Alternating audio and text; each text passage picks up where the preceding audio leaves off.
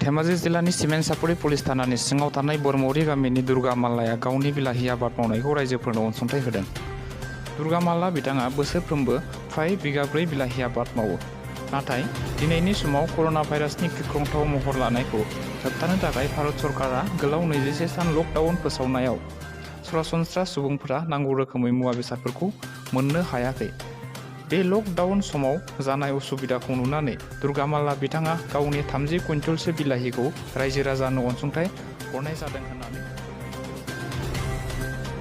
শ্ৰী দুৰ্গা মালা আপোনাৰ এইখিনি কিমান খেতি মোটামুটি আমাৰ 4 বিঘা আছে। আপুনি যিটো বিলাহিবিলাক অনুদান দিছে ৰাইজক অনুদান দিছে আপুনি ইয়াৰ বিষয়ে অলপ ক'ব পাৰিব নেকি? এইটো মানে লকডাউনৰ পৰা মানে এনেকৈ হ'ল, লকডাউন লাগিছে, এতিয়া আমি বাহিৰে ভিতৰে ওলাব নোৱাৰোঁ। চৰকাৰৰ আইনমতে আমি কেলৈ মানিবলগীয়া হৈছে যে আজি যিটো নেকি ভাইৰাছটো হ'ল এইটো মানে মাৰাত্মক একটা মানে ভয়ংকৰ মানে মহামাৰী ৰূপ। গতিকে অসম চৰকাৰ ভাৰত চৰকাৰৰ আইনটো মানি আমিও বজাৰ হাটে ক'তো ওলোৱা নাই, নিজ বন্ধে ঘৰত বন্দী হৈ আছোঁ। আৰু এতিয়া পথাৰত যিমান আছে 4 বিঘামান বিলাহী যিটো আছে চব পকি মানে গোটেই পথাৰখন লাল হৈ গ'ল।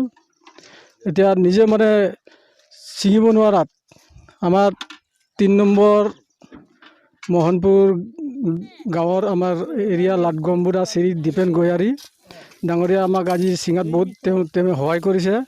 তাৰপৰা নাই কমেও 7জন মানুহ মাতি আনি এতিয়া চবে আমাৰ গাঁৱতো 2-4জন লগ খাই পেলাই গাঁৱৰ ৰাইজে অলপ সহায় কৰিছে। সহায় কৰি আমি তেওঁলোকে মানে ৰাইজে সহায় কৰাৰ কাৰণে আমি অলপ ছিঙিব পাৰি মালটো অনুদান দিব পাৰিছোঁ। আপুনি ৰাইজক এতিয়া কিমানখিনি বিলাহী অনুদান দিছে?